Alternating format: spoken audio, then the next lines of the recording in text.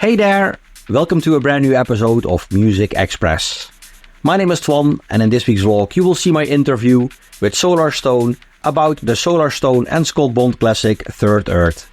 But before we start with the interview, please make sure to subscribe to my channel, and very important, also make sure to click the bell button, because then you will get a notification the next time a new vlog is online. Alright, here it is, the story behind Third Earth, my interview with Solarstone. Enjoy! Rich Mowatt is a DJ, producer and composer who's based in Wales. You might know him from projects such as Young Parisians, Space Kittens, Liquid State, Federation, PureNRG and many others. But his most well-known project is of course Solarstone. In my previous interview with Rich, we already spoke about the Solarstone classic 7 Cities. But for this week's vlog, I sat down with him to ask him about the story behind Third Earth, a beautiful trance track Solarstone did together with Scott Bond. My first question to Rich was how he was doing. I'm good. Yeah, I'm a bit tired. What with us having a 7.5-month-old baby, it's just like it's so tiring. You kind of forget how tiring it is. My eldest son is 18, and so to have this big gap in between, you forget. Just the first year is just hard. Yeah, it's harder for Paula, obviously, because she's his mum, so she kind of does a bit more of the baby things. But I'm okay. Yeah, okay, good. So in our previous interview, we already spoke about the Solarstone classic 7 Cities. For this one, I would love to know the story behind Third Earth, a track you did together with Scott Bond. First things first, do you remember meeting Scott for the very first time? God, that's a good question. Do I remember meeting Scott for the first time? It must have been the first time I played a Gatecrasher, but I don't remember meeting him. Yeah. But I must have done. Yeah. I only remember him coming over to the studio and getting to know him. I think I would have met him at Gatecrasher in Sheffield, but it would have been, there would have been music and lights and stuff. So yeah. And also, of course, my first ever gig in a club was a Gatecrasher. Oh, really? Yeah, so it would have been massively stressful and Yeah. Ah, nice. So yeah, who came up with the idea to start working together? It was Scott. Yeah, he just reached out to us and said, "Do you fancy making a track?" And we said, "Yeah, why not?" Yeah. Never done a collaboration with anyone before. What was your first Scott collaboration? Yes, didn't really know what to expect, really. I'd only ever worked, I'd been in a band, but I'd only ever really worked with Andy in terms of making dance music. So I didn't really know what to expect. It was just dead easy. Yeah. The whole thing really was, Scott would turn up and he'd normally bring sausage sandwiches from the cafe and a bag of weed, or we would already have weed. And it would just be smoking, eating sandwiches, drinking beer and making music. And I would be behind the computer and the keyboards, and Scott would be sat there and Andy would be sat there, and that's how it would work. But Scott always came with the initial idea. Scott had the sample from the John Tavener, The Lamb, which is where the choral sample comes from. And he came with this, and he said, "I think this would be really great to use as the hook for a track." So that was actually the start of the track. Yeah, that was the very start of the track. Yeah, I don't think there was anything on the desk at the time. I think the whole track was completely from scratch. He came with that the choral sample, and I think probably the way it worked was we sampled it in, and then I remember coming up with the I remember coming up with no, I remember actually no, it wasn't like that. It was the way it worked was we came up first, had the groove, and there was this thing that kind of went over the bass line, and that suggested the riff, which was the secondary hook after the vocal sample. And yeah, it's sort of coming back to me now. there was like a virtual synth we used, which was the Virtual Pro 1, which was used for the that riff. And the bass line was off the Juno 106. I know that because all the bass lines are off the Juno 106, the dum dum dum dum, that thing. What else was there in that track? The pads were... Where were the pads from? Oh, I'm not sure where the pads are from. The pads were probably off the Yamaha AN1X. The pads were definitely off the Yamaha AN1X. I remember the way they sounded with the filter. And there was a percussion loop in there, stolen from a Marco V record, even though we denied it. Oh, really? Yeah, we denied it when they... It's funny because Marco V did a remix of there. Yeah, he did, yeah. There was a sample in there. We were running into problems. We just denied it, but then I think we kind of admitted it. So there was that. We did have a problem with the track because in the end, at the time, Guy Ornadell was Scott's manager, and he wanted to do everything above board. So he wanted to clear the sample with John Taverner, which was pointless in my opinion because they would never have heard it. And who cares anyway? You know, samples are kind of the basis of the rave music, the house music. You know, if it wasn't for samples, there would be no scene. That's how it all started. We and Andy really were against it, but Scott's manager insisted that we cleared it. So we cleared it, and we ended up losing, I think, 95% of the publishing for it. Wow. Which was just a shame. But we did really well in terms of sales. I think we initially pressed up, I think we either did 1,000. Was it 1,000 or 2,000 white label, single-sided white labels? We sold them to Hard to Find Records in Birmingham, and they sold them for like a tenner each. So we did really well in terms of sales. And then we licensed it to ID&T. That was first it came out on Made in England, which was Scott's label? No, Made in England was the label that we created for this reason. We did the track, we decided to put it out on our own label. Made in England. It was me, Andy, and Scott's label. And we had the artwork was done by Designers Republic, and it was really fabulous actually. And that was the first release. We did that ourselves. We sold loads of those, and then we licensed it to ID&T. Yeah. And then they got the remix, I think, from Marco V. Yeah. So yeah, that was how Third Earth happened. Yeah. Yeah, all these memories are coming back to me now. Good. So do you remember, like, did it take you like a long time to finish the record, or was it done like really quickly? Scott would come over and he would be with us like for most of the day, and then he would go off, and then I would carry on in the studio. You know, me and Andy would carry on in the studio.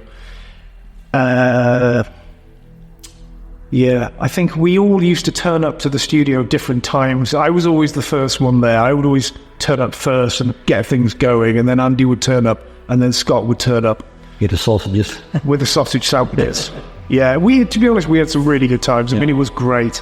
Scott in the studio was a really good laugh. He's a really lovely bloke. He's a really funny bloke as well. Yeah. We had some really good times, and we ended up doing 3 more tracks. It was like Naked Angel, Red Line Highway, and... There was a 4th track called The Bullets, which me and Scott did after me and Andy had split up, and we just did that for a compilation album.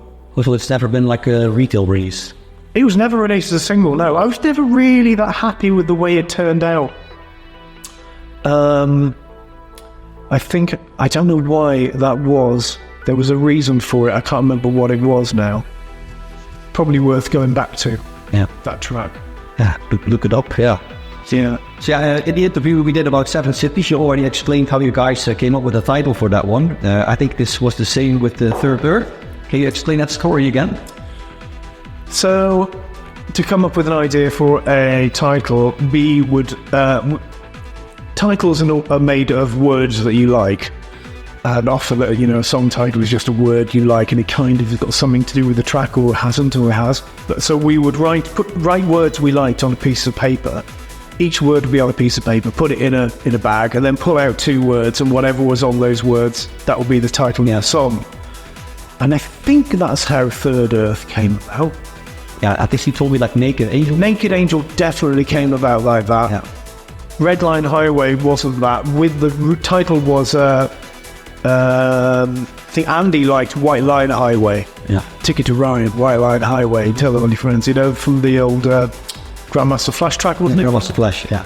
And Scott was Red Line Highway, like the mixer, because when Scott DJs, he's always in the red. Yeah. And he was like, no, Red Line Highway. That was really cool. So that's where that came from. Oh, I like that. Oh, yeah. By Third Earth, I think it came from that. I think so. Yeah. So do you remember which DJs did support the track? No, I don't remember. All of them. Yeah. I mean, back, it was a massive record. Everyone played Third Earth. Yeah, I agree. So yeah, during the years, Third Earth got remixed by people such as Marco V, Agnelli Nelson, Max Graham, and some others.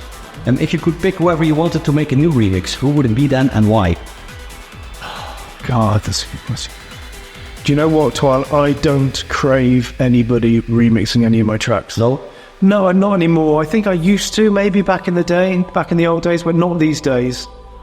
Invariably disappointing. Yeah. Because you kind of, the track was crunchy and powerful, and what's the point in making you could probably make it sort of techno-y. Like Marco V only did it though. Yeah.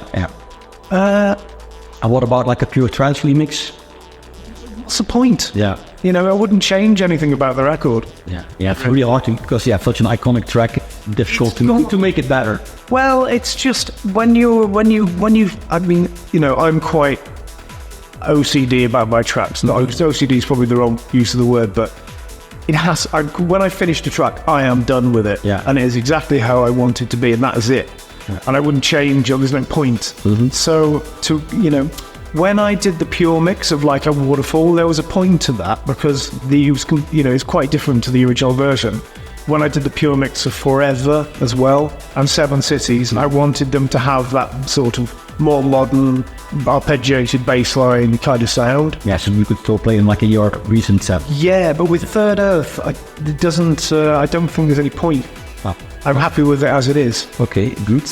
So yeah, speaking of Pure Trance, Pure Trance Volume 10 came out in October 2023. How have the reactions on the compilation been so far? Amazing, yeah, amazing. I mean, I must admit, I was quite, I was a little bit more nervous about this one because I did it all myself. 3 discs compiled and mixed just by me. But I did that for a reason because I wanted the 3 discs to kind of represent the sound of the labels, the 3 main labels, and also I wanted it to show what a Pure Trance event is like from start to end. Yeah. Starting with the deeper stuff on disc 1, which represents pure progressive, to the more dreamy, floaty stuff on disc 2, which represents the main Pure Trance label, and then the harder stuff towards the end of the night on disc 3 for Pure Trance and Neon. So that's why I did it. But it was it was a massive job. I mean, I actually I was going through quite a lot of hard personal stuff at the time when I originally set out, and that's why we ended up skipping a year, because I got to a certain point and I really couldn't deal with it. There's too much other stuff going on, so I decided to skip a year and then focus on it the next year, and that was when I decided to make it 3 discs and throw myself into it. And I'd signed so much stuff. I mean, when I first was planning Pure Trance 10, I signed a lot of material for it. But then by the time I decided to skip a year because of my personal circumstances, a lot of those artists had already been waiting a year for their track to come out, which isn't fair anyway. And I always feel incredibly guilty about that. So I said to the artists, okay, I'm skipping a year for Pure Trance 10, so we're going to just put these tracks out as singles. And they were fine with it. Yeah. There was a couple of tracks I did keep back for like nearly 2 years, but the artists were aware of that and they were okay with it. Yeah. But the reaction to it was amazing. I mean, it's been the best selling of the album so far. And that's a good thing. Yeah, maybe good that you skipped a year. Yeah, and we did the vinyl thing, which I've actually got here. Yeah. Oh, nice. Which I signed 400 of these today. Yeah. Over at the Black Hole Warehouse, because we it sold out, but 400 of those or thereabouts were requested signatures. So do you think there will be like a repress because I've already sold out? No. What we would rather do is make it, because it was so reasonably priced. It was 25. I thought it was cheap. 25 euros for 3 discs, and it was very reasonably priced. So we know when it's tough out there and people don't have as much cash. Yeah. So we would rather do a reasonable price and sell them all and then do something new. Yeah. Because if we pressed another, I don't know, 500, we might only sell 200, and then you end up with all of these unsold records. Yeah, exactly. Which is very depressing. Yeah, exactly. You know, wasteful as well. So which tracks can we find on the vinyl? Well, I had to pick 12 tracks. Well, basically, the reason I picked the 12 I did was it was the ones I thought would cut best to vinyl, and I also wanted it to represent the album. So first there's Moon Tribe by Alucard, and he's one of my favourite producers from Canada. Well, he now lives in America, but Moon Tribe is just a wonderful, wonderful record, which I'm actually working on my own mix of that. Oh. There's the Collide the Sky remix of Leap of Faith by Solarstone, that's me. Cool. And that is a really beefy, sort of progressive trance, deep trance record that cut really, really well to the vinyl. We've got Delta from Deep Cry, which is one of 2 tracks I signed from him. Again, that's sort of from disc 1. Well, there's basically 4 tracks from each disc. Mm-hmm. There's the Dystopia mix of Exciter by Orchidia. I had to include that all there, really, because it was, Orchidia is one of the biggest names all there. There's Fading Light from Allende, which was the opening track of disc 2. I love Allende. He's from Finland. And he's got no ambition at all, really. He's not interested in DJing. He doesn't want to be famous. He doesn't care whether people know who he is. He just wants to make music. Yeah, he just makes really brilliant music. Yeah. And I've been trying to convince him to make an album. And he's the second most released artist on my labels after Robert Nixon. Yeah. And he's been around for like a long time already as well. Yeah, Lende. He's been around for years. Yeah. So there's Fading Light from him. There's Lost Love from Proteus, who's one of my favourite people in the industry. Another guy from Finland. Mm-hmm. He's a bit of a legend. And it's a wonderful track, Lost Love. And I'm going to do a remix of that as well. That's on my list. So that's why that hasn't been released as a single yet. There's the Factoria remix of Language from Bjorn Ackerson. And that was one of my favourite releases on Pure Trance. That was one of the first, I think it was one of the first dozen releases on Pure Trance. And Factoria did this lovely remix. There's the Photographer mix of Forever by Solarstone, which I wanted to include because that's one of the best tracks on disc 2. And then on disc, on the 5th side of this, taken from disc 2, there's 89 to Now Felt. And that's my project together with Obi Fernandez. It's like 146 BPM thing. It's kind of got that old school kind of 90s German feel to it, and that cut really well to vinyl. There's Saw You Boner from Lostly, which is one of my favourite tracks from disc 3, and he's a wonderful, wonderful producer, isn't he, Lostly? He's very funny as well. Actually. Yeah, the few, yeah. And then on the last side, we've got Transcend from Robert Nixon, which is another one that's cut really nicely. It's kind of like 132 BPM, acidic, sort of hypnotic trance. And then finally, there's the Sam Langston remix of my track, The Last Defeat Part 2, featuring Lucia Home from Sunscreen. Yeah. And that is a really lovely breakbeat track. And that one had to go on there as well. And they all sound really, really good on the vinyl. Yeah. When I got the test pressings through, I was really, really impressed by how good it sounded. Mm-hmm. I'd kind of forgotten that vinyl could sound that good. Mm-hmm. But it's all about... The thing is, with a lot of trance, they will not cut well to vinyl because a lot of trance is so heavily layered. If there's so much going on, with vinyl, the needle needs to be able to move. Yeah.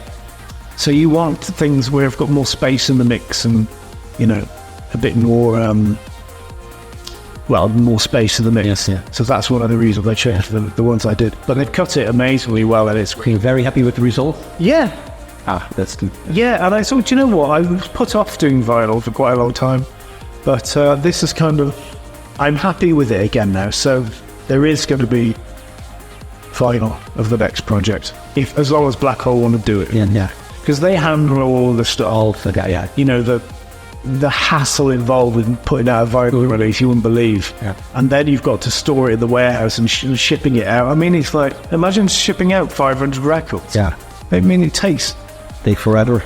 It took me an hour and 3/4 just to sign them today. And that was because Alex was helping me. Yeah. Helping me, well, he wasn't helping me sign them, but he was... Putting them on, and you've got to sign them, and then you've got to let it dry, of course. Yeah, of course. The ink. And if you forget to do that, then you end up ruining them. Yeah. So yeah, speaking of vinyl, you said for your next project there will be stuff on vinyl as well. So what about the old Pure Trance releases? Like some of them maybe buy over these? maybe you know what, I thought about it, but it's just, I don't know, man. Thing is, people say they will buy them, but quite often they don't. Yeah.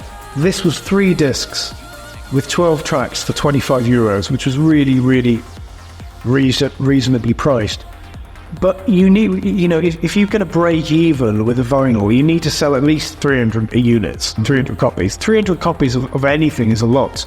I can't see 300 people want to ship in, although people have to pay for the shipping and stuff. So, and I'm not doing this to break even. You know, it's a massive undertaking. Yeah. And if you're only going to break even by doing 300 copies, you're basically spending loads and loads of your life. Yeah.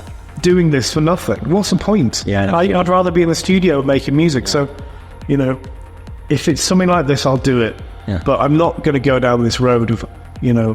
Yeah, like for example, I know like you did some cool Pure mixes years ago, like Unity by Orchidia. I don't think that's ever been a reason why with.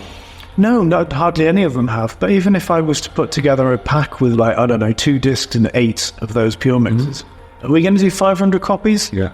I don't know if you would. Yeah. And, you know, taking boxes of records to the recycling, that's quite depressing. Yeah, exactly. You know, that's not what you want to do. And, you know, people always say, yeah, I'd buy it, but then they don't. Yeah. So, you know. Yeah, fair enough. And that would be me. I'd have to do that myself as well. Yeah. It would just be me doing it. I'm not doing that. Yeah, you recently released a track with Darren Tate on Anjunabeats. Yeah, how's the rating? Yeah, how are the reactions on that one? Amazing. Yeah, really cool. Yeah, thank you. Yeah, it is cool. They did a really Anjunabeats. It's my first ever release on Anjunabeats in all these years. It's just because it just didn't happen. I'd always been doing other things, you know. And they did this really cool white label promo campaign where they sent it out, nobody knowing who it was by. And I think a lot of DJs who supported it, if they'd known it was Solarstone, they probably would have turned their noses up at it. No, like chumps, you know. Yeah. So we got a lot of support from some cool names, and it's done really, really well. I've had so many messages from other artists saying what a wonderful track they think it is. And it's funny because it's like the Timeless mix, which is my mix. Basically, we composed the thing and came up with all the musical melodic layers together. But the Timeless mix was kind of more my mix, and then the Straight from Dat mix was more Darren's. But even though we were like interchanging elements between us, that's kind of how it worked. And really, the Timeless mix of Long Way From Home it could have been on the Island album. Yeah. The Solarstone Island album in 2020. You know, it's really got that vibe. So it's interesting. It's very interesting how having a buzz and the label that it's on can get interest from people who might otherwise ignore it. Yeah. You know, the fact that DJs received this promo from Anjunabeats and it was me and Darren Tate. I think a lot of people, I think they gave it, they thought it was interesting, so they're more likely to listen to it. Yeah. But, it could have been on the Island album, so it's interesting. So I guess you guys are talking about a follow-up already? We did this Instagram live thing the other day. We did actually say we'd make some more tracks together, but you know, I think we will do it exactly the same. Like Darren sent me a really lovely chord progression, a really full string arrangement. That's what it started out as, a string arrangement, and then I kind of added all the guitars and the flutes and stuff, and then I had this idea for the vocal, which I got Julie Scott to sing. And then we kind of went backwards and forwards like that with it. Yeah. Also, I think you should do a follow-up for sure. We will, I reckon. Yeah. So what else are you working on right now? Well, it's all about the new Solarstone album. Yeah. Which my last album came out in 2020, so it's a long time. Yeah. I kind of had a couple of false starts with it, but I've got like 8 or 9 completed tracks now, new stuff, and I've got another half a dozen. What I like to do is like finish like 14 or 15 tracks and then find the best sort of 10 or so selection that work as an album, and pick and choose those. So I'm kind of at the point now where we got all the tracks I had so far together into an arrangement, and me and Paula were like, does that work? Where would that work? That's kind of better as in the last part of the album. That track's better near the start. So I know that it's going to be really good, but I know that I still need another 2 or 3 tracks to pick from. Yeah. And those are all vocal tracks that I'm working on. And is that like a release date already, or? No, we were just discussing it today. Yeah. I think it's probably going to be like September, I think. Yeah, first you want to have it like all done. Well, I really want to have a vinyl edition of the next album too. And it's like a low production time for vinyl. 4 months. Yeah. So in order for us to, when the album becomes available, for people to be able to order the vinyl version and not have to wait, we've got to have already manufactured them. Yeah. So that's another 4 months. Yeah. Planning. I've got a couple of ideas for the title, and I've basically got 2 titles and 2 concepts in terms of the artwork. And they're very different from each other, so I need to decide which one. But they both work for the musical direct content of the album. But I've got to pick one and then sit down with my designer Andrew, and then he always does your design for you. Always, Andrew, Andrew Debbins. His company's called Graphic Art Department with a K, Graphic with a K. And he's been doing my stuff since like the late 90s. Oh wow, that's good. So he kind of knows how you think and what you want. Yeah, that's good. Okay, yeah, we cannot wait. And the last question, pineapple on pizza, yes or no? Oh, absolutely. Yes, good. Yeah, I love pineapple on pizza. Good. Well, thanks all for your time and good luck with everything. Cheers, buddy. Alright, that was it. This week's vlog, my interview with Solarstone and the story behind Third Earth. Rich, thanks a lot for your time. Much appreciated. Thank you for watching. I hope you enjoyed the vlog. If you did, make sure to give this video a like, leave a comment in the comment section below, and very important, make sure to subscribe. Also make sure to click the bell button, because then you will get a notification the next time a new vlog is online. And I did another interview with Solarstone, and in that one we talk about The Calling, which was actually the debut track of Solarstone back in 1996-1997. That interview will be online in a couple of weeks, so make sure to stay tuned. Once again, thanks for watching, and until next time, bye bye!